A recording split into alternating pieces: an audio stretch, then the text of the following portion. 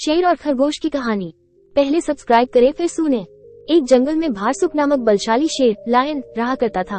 वो रोज शिकार पर निकलता और जंगल के जानवरों का शिकार कर अपनी भूख शांत करता था। एक साथ वो कई जानवरों को मार देता। ऐसे में जंगल में जानवरों की संख्या दिन पर दिन कम होने लगी। डरे हुए जानवरों ने इस समस्या से निपटने के लिए सभा बुलाई। वहाँ निर्णय लिया गया कि शेर से मिलकर इस विषय पर बात की जानी चाहिए। इसके लिए जानवरों का एक दल बनाया गया। अगले दिन वो दल शेर से मिलने पहुंचा। शेर ने जब इतने सारे जानवरों को अपनी गुफा की ओर आते देखा तो आश्चर्य में पड़ गया। वो गुफा से बाहर आया और गर्जकर जानवरों के दल से वहाँ आने का कारण पूछा। दल का मुखिया डरते डरते बोला, वनराज, आप तो वन के राजा हैं, हम सभी आपकी प्रजा हैं। आज आपकी प्रजा आपसे एक विनती करने आई है। कैसी विनती? शेर ने पूछा। वनराज, आप रोज शिकार पर निकलते हैं और कई जानवरों को मार देते हैं। आप उन सभी मरे हुए जानवरों का भक्षण भी नहीं कर पाते। हम सबका विचार था कि आपकी भूख मिटाने यदि रोज एक जानवर आपके पास भेज दिया जाए तो आपको भी आराम रहेगा और हम भी भयमुक्त रहेंगे।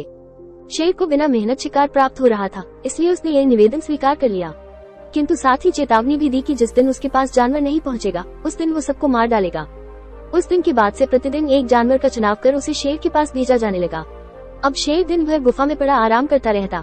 परिणामस्वरूप अन्य जानवर जंगल में सुकून से जीवन जीने लगे। एक दिन शेर का भोजन बनने की एक खरगोश है की बारी आई। खरगोश शेर की गुफा की ओर चल तो पड़ा, किंतु मृत्यु निकट होने के कारण वो अत्यंत भयभीत था। वो धीरे धीरे कदम बढ़ाता हुआ चला जा रहा था, साथ ही किसी तरह अपने प्राण बचाने का उपाय भी सोचता जा रहा था। चलते चलते रास्ते में एक कुआं पड़ा। कुएं के पास जाकर जब खरगोश ने उसमें झांका तो उसे अपनी परछाई दिखाई पड़ी। उसी क्षण खरगोश को अपनी जान बचाने का एक उपाय सूझ गया। उपाय सूझते ही खरगोश में एक नए जोश का संचार हो गया। उसे शेर के पास जाने की कोई जल्दी नहीं थी। कुछ देर कुएं के पास आराम करने के बाद वो शेर के पास पहुंचा। इधर भूखा शेर अपने भोजन के आने में हो रही देरी से क्रोध में लाल पीला हुआ जा रहा था। जैसे ही उसने एक पिद्दी से खरगोश को देखा, उसका क्रोध और बढ़ गया। वो गर्जकर खरगोश से बोला, पिद्दी खरगोश, मैं कब से प्रतीक्षा कर रहा हूँ और तू अब आया है। अब मेरी भूख बढ़ चुकी है, तुझ अकेले से मेरा क्या होगा? तुझ पिद्दी को किस बेवकूफ ने मेरे पास भेजा है तुझे? तेरे बाद अब मैं उसे भी मारकर खा जाऊंगा। खरगोश हाथ जोड़कर गिपड़ आया, वनराज, देरी के लिए मुझे क्षमा करें। विश्वास करिए, इसमें न मेरा दोष है न ही मुझे भेजने वाले का। हम तो 5 खरगोश आपका भोजन बनने निकले थे, किंतु रास्ते में एक दूसरे शेर ने हमें रोक लिया। जब हमने उसे बताया कि हम अपने राजा का भोजन बनने जा रहे हैं तो वो 4 खरगोशों को मारकर खा गया और मुझे आपके पास ये संदेश देने भेजा कि अब से वो जंगल का राजा है।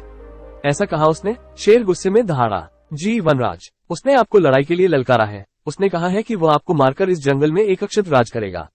ये सुनना था कि शेर गरजता हुआ बोला, मुझे अभी इसी समय उसके पास ले चल, मैं उसे बताता हूँ कि इस जंगल का राजा कौन है। आज तो उसकी खैर नहीं। खरगोश तुरंत तैयार हो गया और शेर को लेकर कुएं के पास आ गया।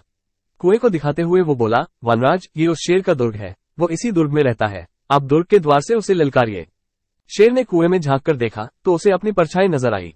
परछाई देखकर उसने सोचा कि अवश्य ही वो दूसरा शेर है और जोर से दहाड़ते हुए उसे ललकारने लगा। कुएं की दीवारों से टकराकर आती हुई अपनी ही दहाड़ की प्रतिध्वनि सुनकर और अपनी परछाई देखकर उसे लगा कि दूसरा शेर भी दहाड़ते हुए उसे ललकार रहा है। उस ललकार का उत्तर देते हुए उसने कुएं में छलांग लगा दी। कुएं की दीवारों से टकराता हुआ वो पानी में गिरा और डूबकर मर गया। शेर के मरने के बाद खरगोश खुशी खुशी वापस लौटा और जंगल के अन्य जानवरों को खुशखबरी सुनाई। सुनकर सभी बहुत खुश हुए और सबने खरगोश की खूब प्रशंसा की।